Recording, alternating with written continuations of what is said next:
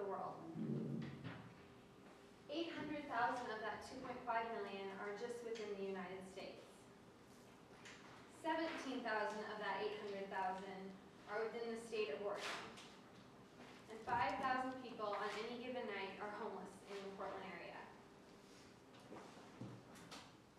Now, what is homelessness? To each of us, the term may have a different meaning.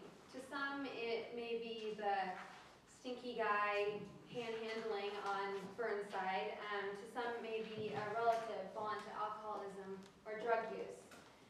And to others, it may even be just the result of one bad decision. We all have our opinions about this very controversial issue. But today, I'd just like to inform all of you of some of the reasons why that 1 or 2 or maybe even 10 people you see on the way to school are homeless.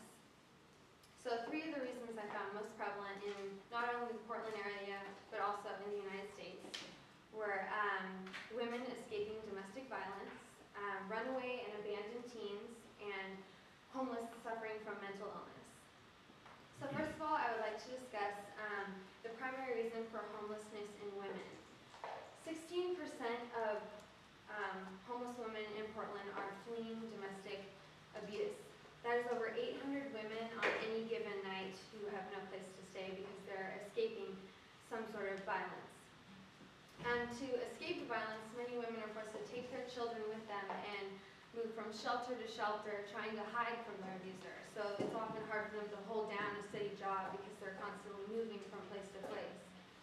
And I read a story online about a woman who was in an abusive relationship for many years, and when she finally left her home with her children, was left with no money because her husband was the primary source of income.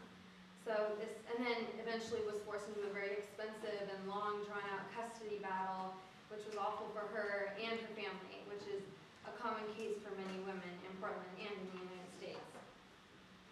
So even though, while the number of homeless women in Portland is definitely a huge issue, the amount of homeless teens in Portland has drastically increased over the last few years. 40% of homeless in Portland are between the ages of 13 and 21.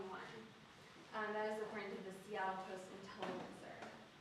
Many of these teens, like many homeless women, are escaping some sort of abuse. So oftentimes teens don't go to the shelters, they'd rather live on the streets because a lot of shelters are required to go and report an underage person coming in and asking for help, or a lot of programs are supposed to try and reconnect them with their families, which a lot of times they don't want that. That's why they've gone to the streets. So this kind of thing has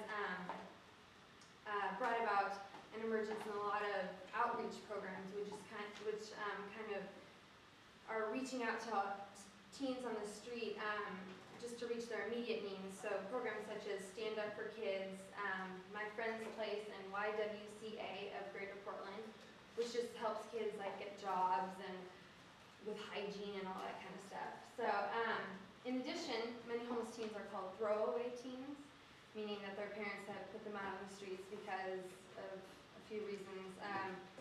The Stanford News Service had the top 3 reasons were kids who came out of the closet basically and said they were homosexuals, or girls, teen pregnancies, parents just kind of pushing them out, or drug use among teens.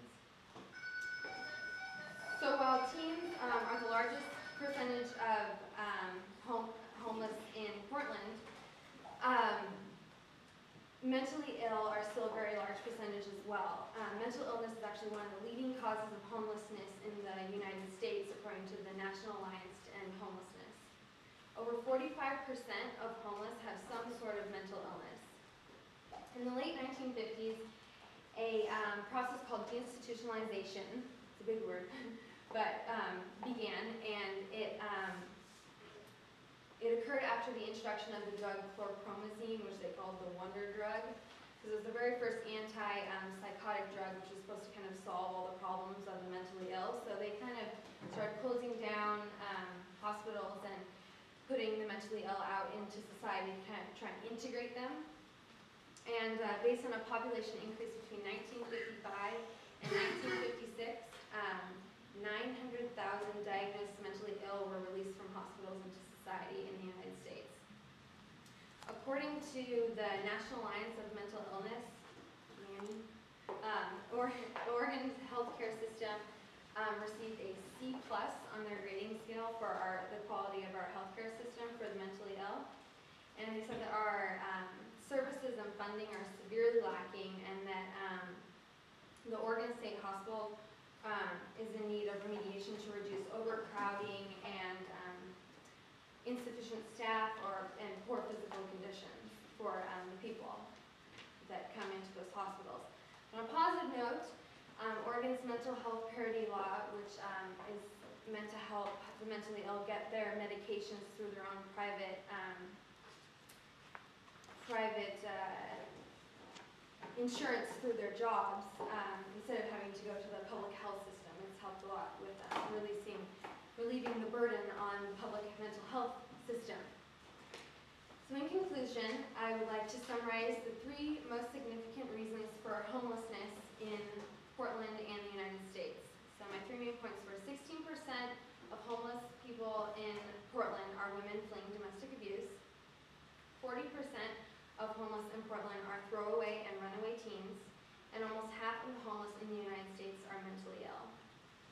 So even though it seems like a really huge problem that will never be solved, I encourage you guys to look into it more and just kind of know what's going on in your area. So here's some good websites to visit for just more information about what we're doing in Portland and just more information about homelessness in general.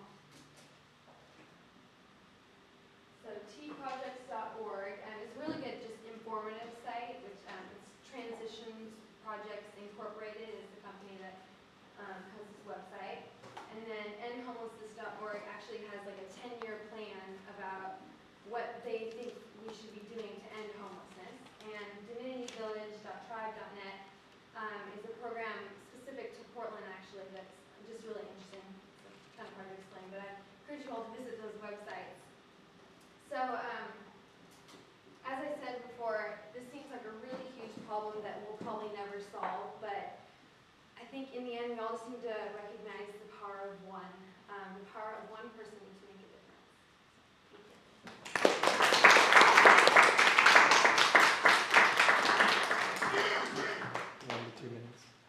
1 to 2 minutes? 1 to 2 minutes of Q&A.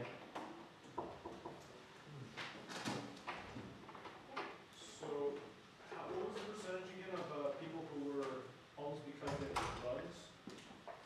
I didn't have a percentage of people with drugs. I have women from domestic violence, 16%, and then 40% are throwaway teens or runaway teens, and then about half are because of mental illness. I didn't get that. I'm sure you can find more on those websites. They probably have that. I think that part of the drug addiction is included within the mental illness statistics.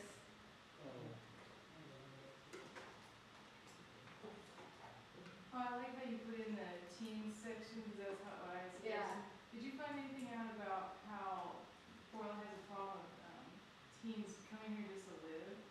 I did actually. Like, because we have so many shelters and all that kind of stuff, that they come here just to kind of be here. And I was actually reading a story about a kid who isn't actually homeless. Like, he has a home in Beaverton, but he comes here and panhandles and like stays in the shelters because he's bored. Yeah.